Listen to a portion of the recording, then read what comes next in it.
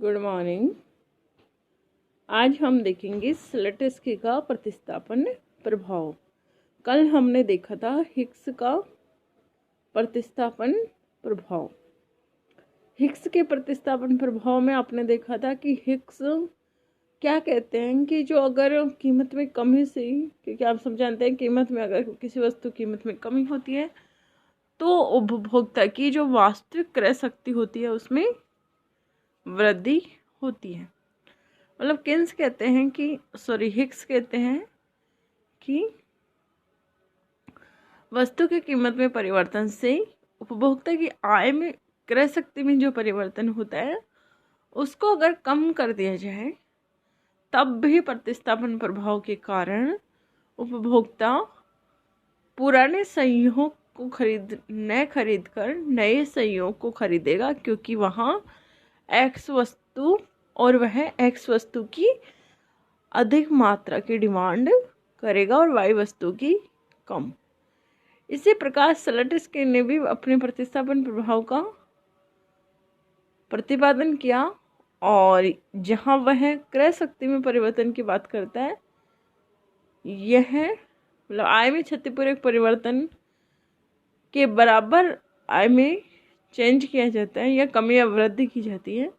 वहीं स्लैटस्की लागत अंतर की अवधारणा का प्रतिपादन करता है।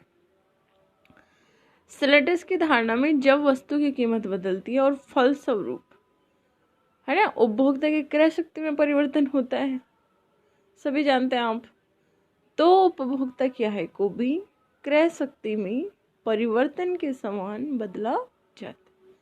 मतलब उपभोक्ता की जो इनकम होती है उसको उपभोक्ता की क्रय शक्ति में जो भी परिवर्तन होता है उसके बराबर बदला जाता है। क्रय शक्ति में परिवर्तन की मात्रा वस्तु की कीमत में परिवर्तन तथा उसके द्वारा पूर्व कीमत पर वस्तु की क्रय मात्रा के गुणा के बराबर होता है। मतलब क्रय शक्ति में परिवर्तन की जो मात्रा आप करेंगे चेंज, वो किसके बराबर होगी?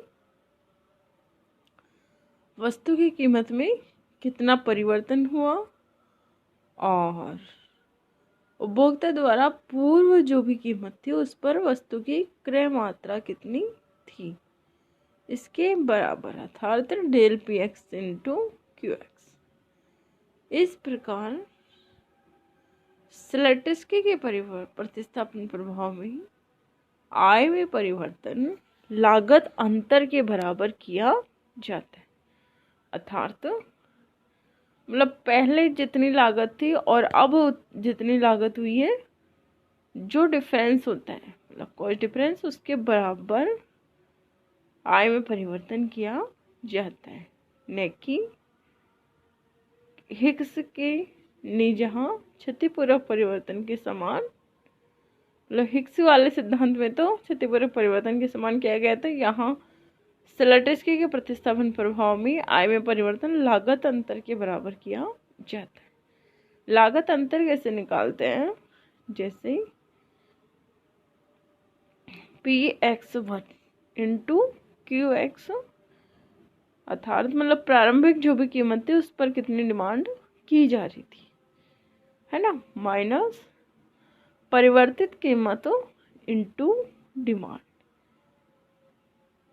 तो इसको ऐसे भी लिख सकते हैं आप कि कीमत में कितना परिवर्तन हुआ और डिमांड कितनी थी। मान लो कीमत में परिवर्तन 2 रुपये का हुआ और डिमांड पहले 10 रुपये थी, 10 इकाई थी, तो लागत अंतर किसके बराबर हो गया? 20 के बराबर। तो आय में भी इतना ही परिवर्तन कर दिया जाएगा।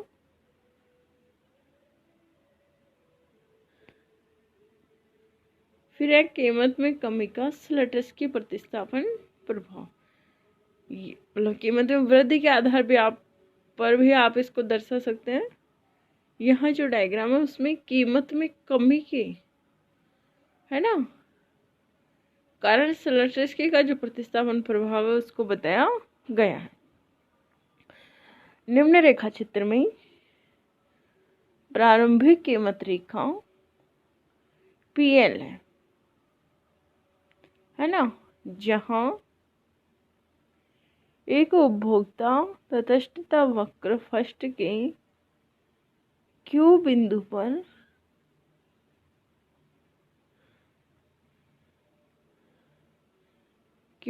पर संतुलन में है। ठीक है, उपभोक्ता क्यू बिंदु पर संतुलन में है जहां वह y वस्तु की ON मात्रा और x वस्तु की OM मात्रा क्रय कर रहे हैं। अब यदि x वस्तु की कीमत में कमी आती है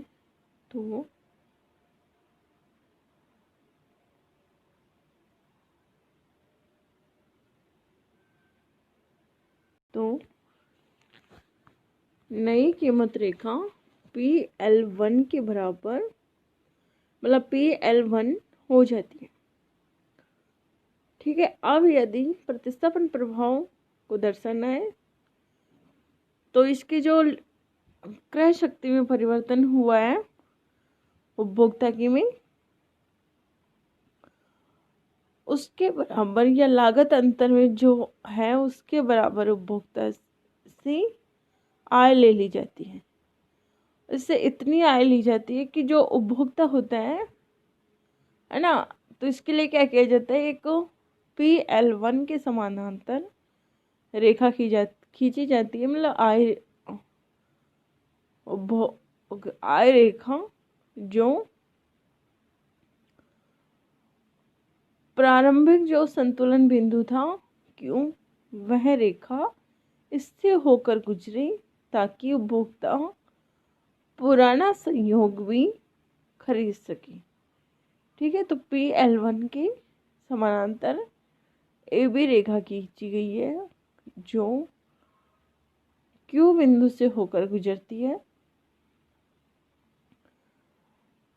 उपभोक्ता अब तटस्थता वक्र 2 के S बिंदु पर संतुलन में है या वह इस संयोग को खरीद रहा है, न कि Q संयोग को, क्योंकि अब X वस्तु Y वस्तु की तुलना में सस्ती है ना। तो X वस्तु की कितनी मात्रा क्रय कर रहा है वो OM1, जबकि वह पहले X वस्तु की OM मात्रा खरीद रहा था, और Y वस्तु की जहां वह पहले ON मात्रा खरीद रहा था अब उसकी ON1 मात्रा ही खरीदता है। अर्थात Y वस्तु महंगी होने के कारण X की तुलना में उसकी डिमांड कम हो गई, जबकि X वस्तु की डिमांड बढ़ गई। इसे प्रतिस्थापन प्रभाव कहते हैं। इस प्रकार स्पष्ट है कि स्लैटर्स की प्रतिस्थापन प्रभाव में उपभोक्ता ऊंची तटस्थता वक्र पर संतुलन में होता है, जबकि हिग्स का जो प्रतिस्थापन प्रभाव था उसमें आपने देखा था कि उपभोक्ता उसी तटस्थता वक्र पर गतिशील होता है, जबकि जो हिग्स का स्लैटर्स का प्रतिस्थापन प्रभाव है उसमें उपभोक्ता ऊंचे तटस्थता वक्र पर चला जाता है।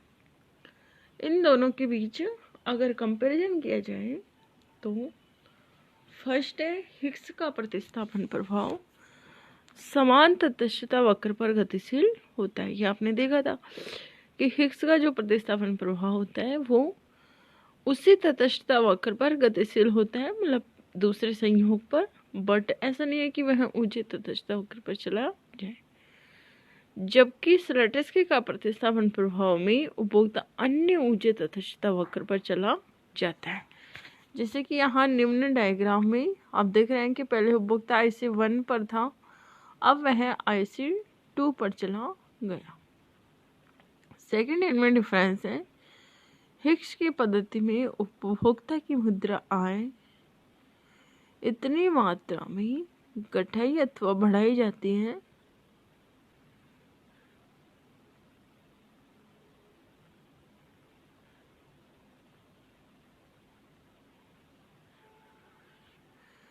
हिग्स की जो पद्धति है उसमें उपभोक्ता की जो मुद्रा आय होती है वो इतनी मात्रा में घटाई अथवा बढ़ाई जाती है जिससे वह संतुष्टि के अपने पूर्व स्तर पर रहता है। समझ में आ रही बात, क्योंकि वह उसी तटस्थता वक्र पर रहता है। जबकि स्लैटर्स्की की पद्धति में उपभोक्ता की अति क्षतिपूर्ति होती है, मतलब उसको और कंपनसेट किया जाता है क्योंकि वह पहले की तुलना में ऊंचे तटस्थता वक्र पर चला गया। ठीक है, थर्ड इनमें डिफरेंस है, स्लैटस्की के तरीके में लागत अंतर के बराबर मुद्रा की मात्रा आसानी से जानी जा सकती है।